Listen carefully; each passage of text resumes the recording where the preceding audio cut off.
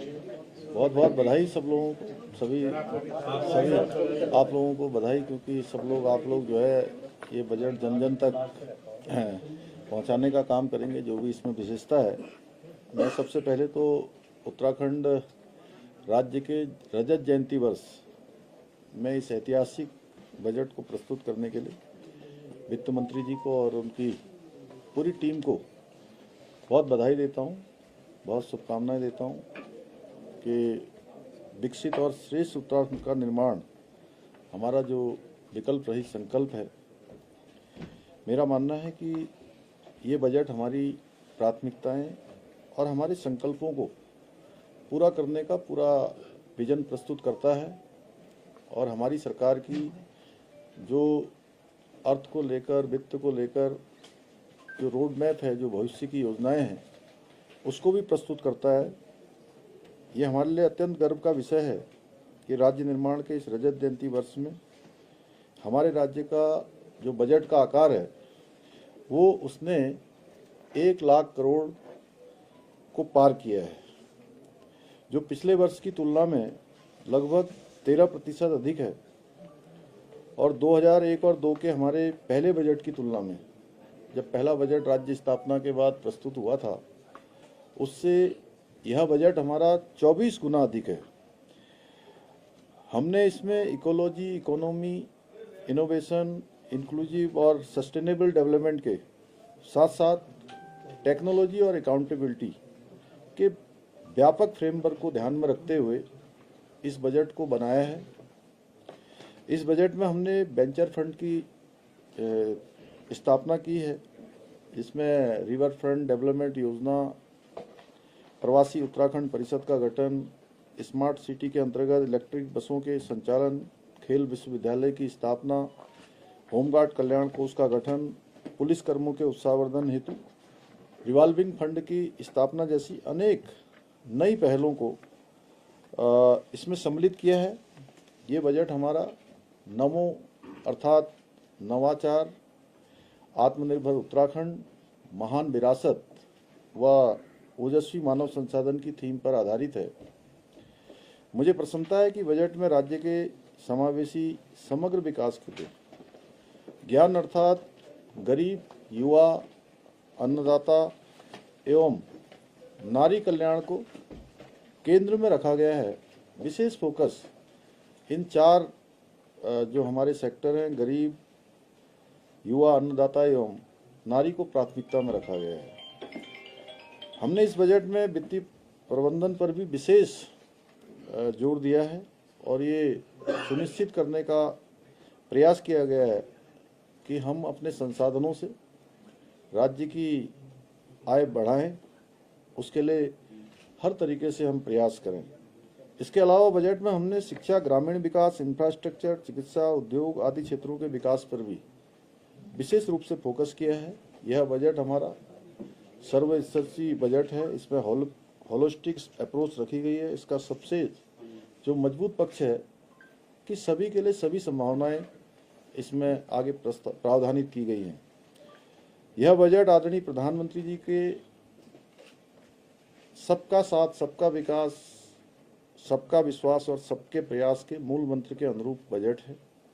जैसा कि हमारे प्रधानमंत्री जी ने बाबा केदार के धाम से कहा था कि इस सदी का तीसरा दशक उत्तराखंड का दशक होगा, इसी को ध्येय लेकर हमने इस बजट में इस संकल्प की प्राप्ति के लिए इसमें प्रयास किए गए हैं, जो आने वाले समय में हमारे राज्य के विकास में एक मील का पत्थर साबित होगा। मैं इस लीक से हटकर बनाए गए बजट का अध्ययन करने का आप सभी से भी आह्वान करता हूं, तथा जिससे जनता तथा इसके प्रावधानों को प्रचारित और प्रसारित किया जा सके। यह बजट नहीं है, बल्कि उत्तराखंड एक नया उत्तराखंड बनाने का, आदर्श उत्तराखंड बनाने का, देश के अग्रणी राज्य बनाने का हमारा ये अर्थ संकल्प भी है, और ये संकल्प हमारा विकल्प रहित है। तो बाकी चूँकि इसके मुख्य बिंदु है, बाकी अभी बजट भाषण में सारी चीज़ों का विस्तार से आ गया है, और मैं अभी इस बजट भाषण में और राज्यपाल जी के अभिभाषण में जब भी बोलूँगा तो बाकी चीज़ें और विस्तार से वहाँ भी मैं आप सबके समक्ष रखूँगा। आप सभी को कोई बात पूछनी हो तो पूछ सकते हैं। सर, एक कानून भी आज टेबल होने जा रहा है, किस तरीके से आप देखते हैं? कई कड़े प्रावधान अब कर दिए गए हैं इसमें। भू कानून इस राज्य के लोगों की भावनाओं के अनुरूप उसको प्रावधानित किया गया है और लंबे समय से राज्य के लोग भू कानून की मांग करते रहे हैं, कानून की बात करते रहे हैं, कुछ प्रावधानों की बात करते रहे हैं। उसके लिए हमने पिछले सत्र में जो हमारा गैरसैंण में आयोजित हुआ था उसके बाद से लगातार जो हमारे हितधारक हैं, हमारे स्टेक होल्डर्स हैं, उन सभी के विचार लिए हैं। राज्यवासियों की सबके विचार जानने का हर तरह से प्रयास हुआ है, उनके सुझावों को भी लिया गया है। अनेक लोग जो हमारे राज्य के अंदर अनेक क्षेत्रों में काम जिन्होंने किया है, अनेक अनुभव प्राप्त किए हैं, विशिष्टताएं प्राप्त की हैं, उन सभी के साथ हमने भराड़ीसैंण में, गैरसैंण में भी हमने एक बैठक आयोजित की थी। राज्य के हमारे सभी जिलाधिकारियों ने अपने अपने जिलों में लोगों से सुझाव लिए थे और उनके जो सुझाव आए थे उन सुझावों के अनुरूप ये बनाया गया है और एक सशक्त भू कानून होगा जिससे कि राज्य की जो जमीनों के लगातार राज्य स्थापना के बाद लोगों को शंका, लोगों के मन में जो भी चीज़ें आई हैं, आने वाले समय में उनका समाधान भी होगा और एक सशक्त भू कानून भी राज्य के अंदर आएगा।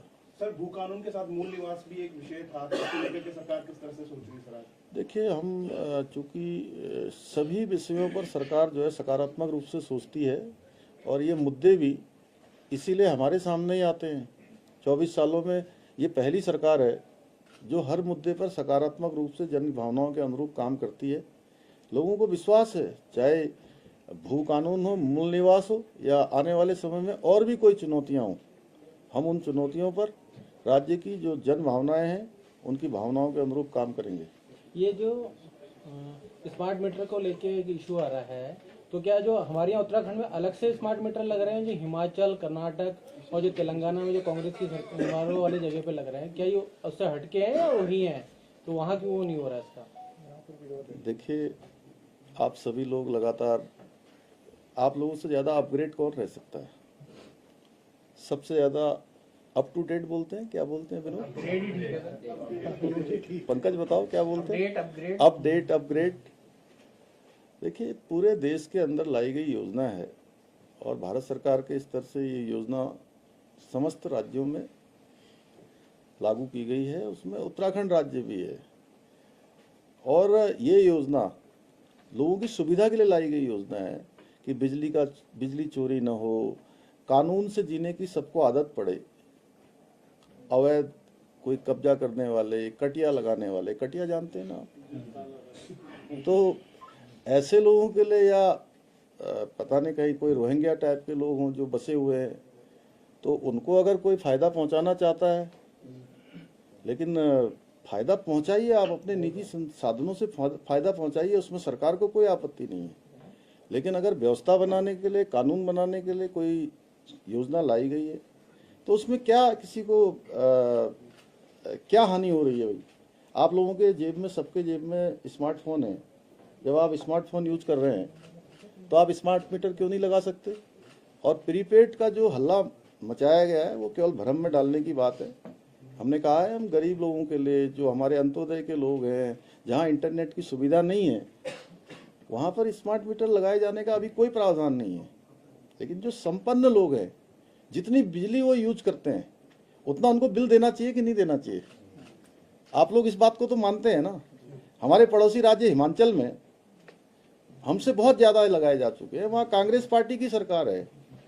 राज्य के दूसरे हिस्सों में कांग्रेस पार्टी की सरकार है, हमारी अन्य एनडीए सरकारों से अलग सरकार है, वहाँ भी ये योजना लगाई जा रही है। भारत सरकार ने इसमें प्रावधानित किया है, इससे किसी को कोई नुकसान नहीं होने वाला है।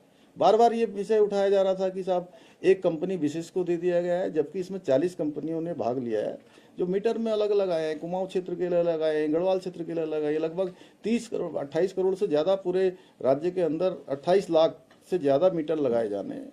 अभी कुल 15 लाख मीटर लगाए जा रहे हैं, वो भी उस क्षेत्र में लगाए जा रहे हैं जहां लोग ठीक प्रकार से अपना बार बार शिकायत करते हैं कि ये मीटर जंप कर रहा है, ये कर रहा है, वो कर रहा है, तो जंप करने की समस्या भी समाधान होगा। तो ये मैं समझता हूं कि इसका विरोध जो बिजली चोरी कर रहे हैं, राज्य के संसाधनों पर जो लोग जो है अनावश्यक रूप से बोझ डालना चाहते हैं, उनका साथ देना जैसा है। जो लोग कानून से जीना चाहते हैं, तो मैं समझता हूँ इसमें कोई किसी को, किसी गरीब को, कोई गरीब के लिए कि गरीब को प्रताड़ित करने के लिए, हम तो, हमारी सरकार तो खुद ही अंत्योदय के लिए काम कर रही है। और वो तो जहाँ इंटरनेट नहीं है सबसे लास्ट में हम लगाएंगे उसमें। सर यूसीसी पर आज कांग्रेस का विरोध प्रदर्शन रहा है सर, आज कांग्रेस का भी यूसीसी को लेकर विरोध था। आप लागू करने देखिए, में विपक्ष समझा नहीं अभी तक। अब आप लोग बहुत विस्तार से सुन लीजिए, और मुझे भी अच्छा लग रहा है आप जो प्रश्न कर रहे हैं आज। अब मैं बोलना तो वहाँ चाहता हूँ लेकिन आप लोग मुझे यहीं बुलवा ले रहे हैं। देखिए, इनका विरोध है, आज जो मैंने जानकारी करी या मेरे पास जो जानकारी आई है, लिव इन रिलेशनशिप को लेकर। एक तो लिव इन रिलेशनशिप, ये इसमें प्रावधान जरूर किया गया है यूसीसी में, ये हमारी संस्कृति का हिस्सा नहीं है। हमारी संस्कृति इसको मान्यता नहीं देती है, हमारी संस्कृति में कहीं कोई स्थान नहीं। लेकिन हम लोग लोकतांत्रिक मूल्यों पर विश्वास रखने वाले लोग हैं, और देश के अंदर माननीय सुप्रीम कोर्ट में कई बार ये फैसले आए हैं और लोग रहते आए हैं साथ में।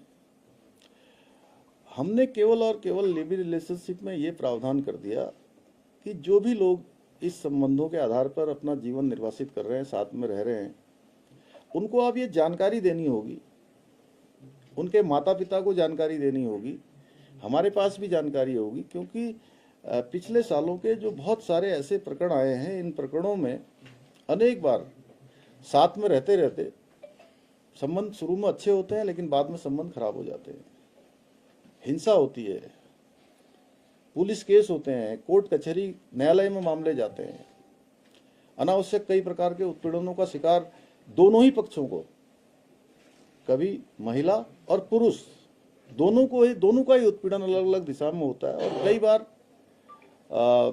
इसमें इतनी हिंसक घटनाएं होती हैं कि जिन माता पिता के बेटे या बेटियां ऐसे संबंधों में रहते हुए उनकी हत्याएं हो जाती हैं। उन माता पिता के पास पूरे जीवन भर रोने के सिवा कोई नहीं बचता है। दिल्ली का एक बहुत चर्चित केस 2022 का, श्रद्धा बालकर और आफताब साथ में रहते रहते संबंध खराब हो गए, और श्रद्धा के टुकड़े टुकड़े काटकर हैवानियत से आफताब ने उसको 300 लीटर के फ्रिज में टुकड़े बना के डाल दिए, और एक एक टुकड़ा करके जंगल में फेंक के आता था। और जो उसका सोशल मीडिया का अकाउंट था, उस सोशल मीडिया के अकाउंट से उसके माता पिता से लगातार कम्युनिकेशन करता था, लगातार बात करता था। बहुत लंबे समय तक पता ही नहीं लगा कि उनकी बेटी अब इस संसार में नहीं है। तो इसलिए हमने प्रावधान किया है कि अब कोई भी इसमें, इसीलिए हमने रजिस्ट्रेशन का प्रावधान किया, इसीलिए हमने जानकारी का प्रावधान किया, उनके माता पिता को जानकारी हो, प्रशासन के पास जानकारी हो कि कोई भी आफताब जैसा हैवान अब किसी बिटिया श्रद्धा के साथ इस प्रकार का कृत्य न कर पाए, इस प्रकार का अपराध न कर पाए। तो इसमें क्या बुराई है? और जब हम ये बना रहे थे तो कांग्रेस पार्टी समेत राज्य के जितने भी राजनीतिक दल हैं, उन सारे राजनीतिक दलों को हमने आमंत्रित किया था कि आप आइए, आपको कोई विचार रखने हैं तो आप अपने विचार दीजिए, आप अपने सुझाव दीजिए। हम ये यूसीसी का ड्राफ्ट बना रहे हैं, हमारी कमेटी ने उनको आमंत्रित किया। और ये जो महिला सशक्तिकरण के लिए बनाया गया हमारा ये यूसीसी है, ये विधेयक है, इसमें उत्तराखंड की जनता ने मोहर लगाई है। ये बाबा साहब भीमराव अंबेडकर के जो उन्होंने संविधान बनाया है, उस संविधान के अनुरूप लाया गया कानून है, लाया गया विधेयक है। यानी कि कांग्रेस महिलाओं का भी विरोध करती है, महिला सशक्तिकरण से, महिलाओं की सुरक्षा से उनका कोई लेना देना नहीं है। वो महिलाओं पर अत्याचार को प्रोत्साहन देना चाहती है, इसलिए इस कानून का विरोध कर रही है। वो बाबा साहब के संविधान को नहीं मानती है, इसलिए जो है इस जो संविधान में अनुच्छेद 44 में जिसका प्रावधान किया गया है उसका विरोध कर रहे हैं लोग। इसलिए ये बात यहीं तक नहीं चलने वाली है कि आप लोग उत्तराखंड की देवतुल्य जनता को भ्रम में नहीं डाल सकते। उत्तराखंड की जनता ने हमको जो है काम करने के लिए अवसर दिया है। उत्तराखंड के इतिहास में पहली बार उन्होंने एक परिपाटी बदली है, एक मिथक तोड़ा है और लगातार किसी सरकार को दूसरी बार काम करने का अवसर प्रदान किया है। और इसमें जो हम यूसीसी लाए हैं, ये उत्तराखंड की जनता ने उस पर मैंडेट दिया है हमको। अगर मेरे से कोई पूछे कि इस यूसीसी का श्रेय किसको दिया जाता है, तो मैं कहूँगा यूसीसी का श्रेय देवभूमि उत्तराखंड की जनता को दिया जाता है, जिसने हमारे संकल्प को सिद्धि तक पहुंचाने का काम किया। अगर हमने उनके सामने संकल्प रखा था, जब हम चुनाव में जा रहे थे, तो हमने कहा कि भाई हमारा ये संकल्प है, हम सरकार में आएंगे तो सबसे पहले हम यूसीसी लागू करेंगे। तो उत्तराखंड की जनता ने इसके लिए आशीर्वाद दिया है। मैं समझता हूं कि, और इसके साथ साथ एक भ्रम और फैलाने का काम हो रहा है कि जी कोई बाहर से आकर कोई अगर शादी कर लेगा, लड़का या लड़की, तो वो उत्तराखंड का निवासी हो जाएगा। उत्तराखंड का स्थायी निवास क्या होगा? हाँ, उसको मूल निवास मिल जाएगा। ये सब भ्रम है भाई। ये केवल यूसीसी के तहत जो प्रावधान किए गए हैं, उन प्रावधानों से किसी को यहाँ की निवास नहीं मिल सकता। आप लोग भ्रम में डालना छोड़िए, क्योंकि अगर अभी देखिए नगर पालिकाओं के, नगर पंचायतों के और महानगर पालिकाओं के चुनाव हुए हैं, नगर निगम के। उत्तराखंड की जनता ने आईना दिखाया आपको। आपने कहा कि वहाँ केदारनाथ में ये सेमीफाइनल है जी, सेमीफाइनल में आपको बाहर कर दिया। तो आप लोगों को भ्रम और झूठ में नहीं फैला सकते। उत्तराखंड के लोग बहुत जागरूक हैं, और पूरे उत्तराखंड के नहीं, देश दुनिया के अंदर जो उत्तराखंड के हमारे प्रवासी भाई बहन रहते हैं, सबके बधाई संदेश आ रहे हैं कि देवभूमि उत्तराखंड पहला राज्य बना है। सबको गौरवान्वित हो रहे हैं। लेकिन ये लोग, कुछ लोगों को आगे करके अभी भी झूठ और भ्रम की राजनीति फैला रहे हैं। दिल्ली में रेखा गुप्ता ने मोदी फिर से दोबारा आ रहे हैं सर, किस तरीके से देखते हैं सर? 27 तारीख में प्रधानमंत्री। देखिए, प्रधानमंत्री जी का हमारे राज्य से बहुत जुड़ाव है, बहुत लगाव है। उनके हृदय में उत्तराखंड बसता है। और शीतकालीन यात्रा जो हमने इस वर्ष प्रारंभ की है, पिछले वर्ष से दिसंबर माह से, हमने 8 दिसंबर 2024 को ऊखीमठ के ओंकारेश्वर मंदिर से इस यात्रा का शुभारंभ हुआ है। और इस यात्रा के अच्छे परिणाम आए हैं। आदरणीय प्रधानमंत्री जी ने भी उस यात्रा को प्रोत्साहित करने के लिए देश दुनिया का ध्यान हमारे राज्य की ओर आए, हमारी शीतकालीन यात्रा में आए, और पूरे साल भर लोग आए, यात्रा आए। हमने उनको यात्रा के बारे में जैसे ही उनको बताया, तो उन्होंने कहा कि मैं भी इस यात्रा में शामिल होना चाहूँगा। और वो मुखवा आ रहे हैं, उसकी तैयारियां चल रही हैं। और वो जब भी आते हैं, चाहे वो भारत के पहले गांव माड़ा गांव में आना हो, उनका इन्वेस्टर समिट में आना हो, या आदि कैलाश की यात्रा हो, हर यात्रा हमारे लिए बहुत सुखद होती है। और पूरा उत्तराखंड हमारा दुनिया के नक्शे में आता है, देश के नक्शे में आता है। तो हम सब लोग, और हरसिल के लोग, मुखवा के लोग, उत्तरकाशी के लोग, सीमांत क्षेत्र के हमारे तीर्थ पुरोहित, हमारे धार्मिक संगठनों के लोग, सभी लोग उनका स्वागत करने के लिए तैयार हैं। माननीय सीएम साहब, 2025 और 2026 का बजट जो है गरीब, युवा, अन्नदाता और नारी सशक्तिकरण के लिए है। 24 और 25 में जो बजट था, उस बजट के अंदर कौन से विभाग है जो अपना बजट खर्च नहीं कर पाए?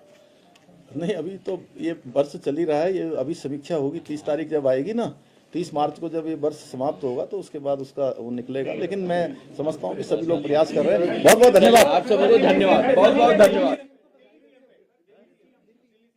दिल्ली सीएम पर मैं रेखा गुप्ता जी को बहुत बधाई देता हूँ, दिल्ली के मुख्यमंत्री के रूप में। और हमारी बहुत अनुभवी और लंबे समय से, मैंने व्यक्तिगत रूप से भी, हमने साथ में काम किया है। हम लोग युवा मोर्चा में भी साथी थे, और उनके चुनाव के दौरान भी मैं उनके चुनाव क्षेत्र में भी गया था। मैं उनको बहुत बधाई देता हूं, उनके पूरे मंत्रिमंडल को बधाई देता हूं, दिल्ली वासियों को भी बहुत शुभकामनाएं देता हूं कि नई सरकार मिली है। और आदरणीय मोदी जी के नेतृत्व में जिस प्रकार से आज पूरे देश के अंदर डबल इंजन की सरकारें बहुत तेज गति से विकास को आगे बढ़ा रही हैं, तो आदरणीय मोदी जी के मार्गदर्शन में दिल्ली की सरकार भी रेखा गुप्ता जी के नेतृत्व में तेजी से काम करेगी। और बहुत सारे जो संकल्प हमारी पार्टी ने दिल्ली के लोगों के समक्ष रखे थे, दिल्ली के लोगों ने भारतीय जनता पार्टी को आशीर्वाद दिया है, मोदी जी के नेतृत्व में वहाँ सरकार बनी है। मेरी बहुत शुभकामनाएं हैं देवभूमि उत्तराखंड की ओर से, सभी देवभूमि उत्तराखंड के नागरिकों की ओर से।